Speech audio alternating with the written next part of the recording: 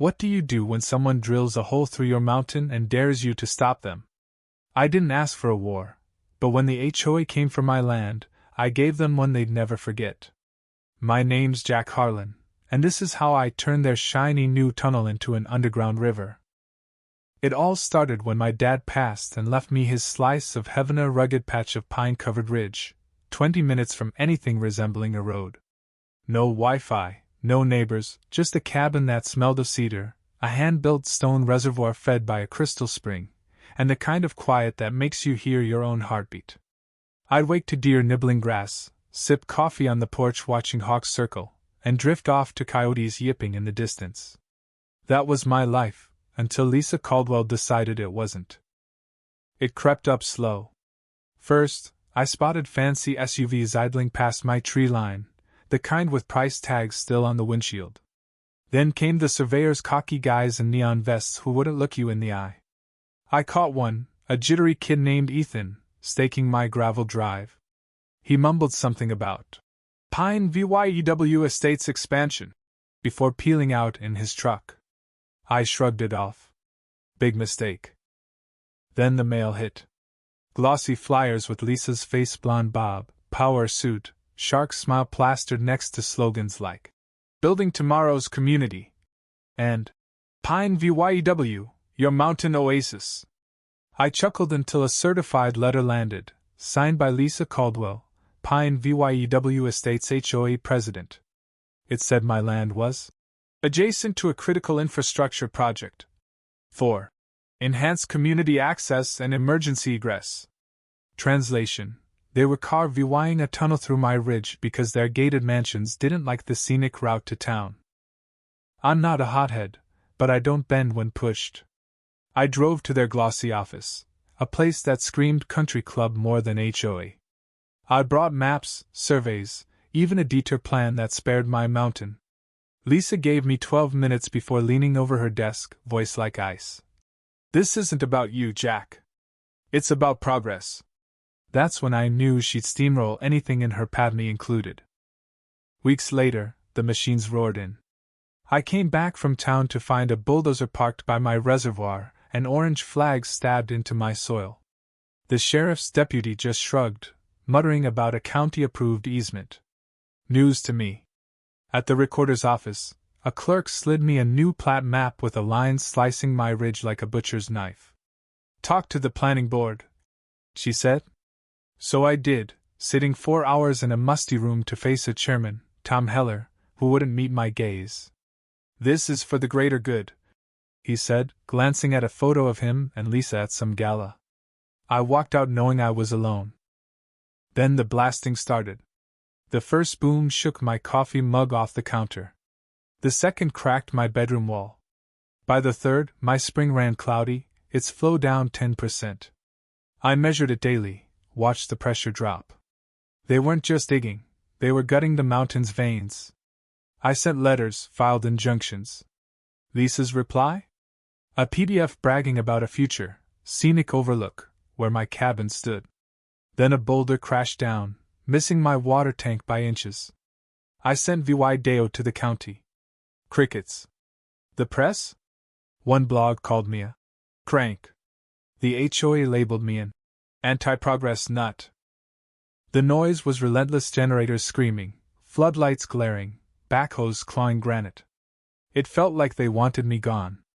I stayed. Bought earplugs, shored up the cabin, switched to spring water only.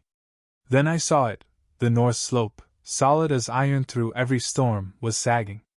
Tree roots popped, rocks shifted. They weren't just building a tunnel, they were unzipping the ridge's spine. Lisa didn't care.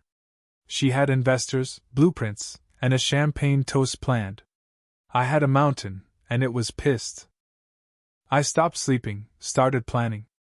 I jotted every detail: blasts, water shifts, trespasses. I bought trail cams, hid them in the brush, and wired security cams to an old inverter. Within days I had gold, workers dumping rebar into my creek, unpermitted pipes laid feet from my land, all off schedule. Then I found Dad's old geological map, showing a shale fracture running under the ridge and Pine View's fancy homes. Lisa's tunnel cut right through it. USGS scans confirmed ETA. Seismic at VY sorry zone. She'd buried in her filings. I hired a lawyer, Nate Coleman, a grizzled land rights pro. Over coffee, he flipped through my EVY Denke and grinned. You've got a nuke here, but we need precision. He pointed to a 1912 clause in an old logging charter. My spring was a protected utility, untouchable without my deed surrender.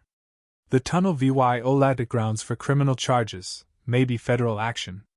I filed notices, sent them to Lisa, her board, her contractors. They ignored me. Instead, they hit back fake fines for my non-compliant reservoir noise complaints about my parties, a smashed mailbox, then a rotting possum carcass on my porch. My cams? Sabotaged. I rewired, added alarms. They wanted a fight? They'd get one. The tunnel was nearly done. Fiber optics, safety stripes, a plaque calling it the Caldwell Passage. I called my plan Operation Backwash. I ordered 2 steel floodgates, pressure-rated, from an old Idaho contact. I hid them in my loft, mapped new runoff paths, and traced the spring's flow with dyed tabs. It still fed my reservoir, GIVYing me control. I built a pressure tank from culvert pipes, ready to unleash hell. I waited, watched, recorded. During their final test, I filmed Lisa and her board strutting through the tunnel, laughing, her voice echoing. This changes everything. Oh, it would. My last warning was a notarized letter, stuffed with the 1912 clause, photos, and footage of their illegal work. I had it hand-delivered to Lisa's mansion. No response. She thought she'd won. At 2:47 a.m., after their crew left, I moved. I dragged the first gate to the Pine VYEW side, locked it into grooves I'd carved days earlier, sealed it with cement. The second went on my side, bolted tight, with a sign. Warning, unstable structure. Entry prohibited. By dawn, the tunnel was a steel trap. At 3:07 p.m., I opened the tank's valve. Water roared in, hissing like a levying thing, filling the tunnel's belly. I'd sealed their drains with foam and cement. By 3:40, it was a river. Then Lisa's nephew, Derek, rolled up with 2 contractors, Matt and Luke. They tugged the gate, saw water seeping, and panicked. Lisa's voice crackled on my scanner. It's just runoff. Clear it! Derek pried the gate half open. Water exploded out, knocking them down. Matt slid inside, screaming, Derek and Luke chasing him. I shut the valve. The tunnel filled, lights died, and they were trapped in the dark with my mountain's wrath. Sirens wailed by 5:11 p.m. Rescue crews fumbled. Lisa arrived in heels, yelling into her phone. They pulled Derek, Matt, and Luke out battered, soaked, alive.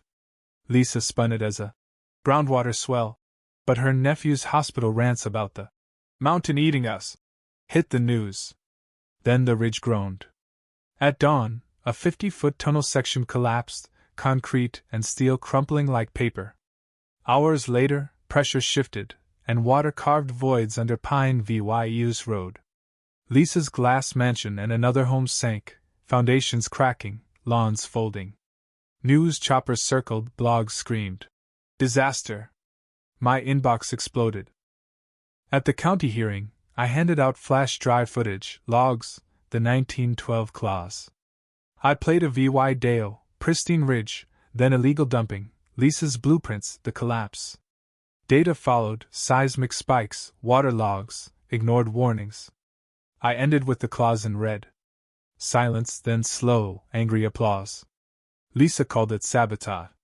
Then Derek stood, sling and all, and sank her. She knew. She said to ignore him? Lisa was ousted, probed for fraud, bribery, falsified reports. Her house was razed, Pine VYU's HOA dissolved, its signs torn down. I rebuilt my spring, cleared the silt, planted willows. Trout returned. I added a deck and a sign. Trespassers will be diverted underground. I sip coffee there now, watching the valley breathe. Folks ask about the tunnel. I tell them, some mountains don't like being cut open. And some fights you don't start but you damn well finish.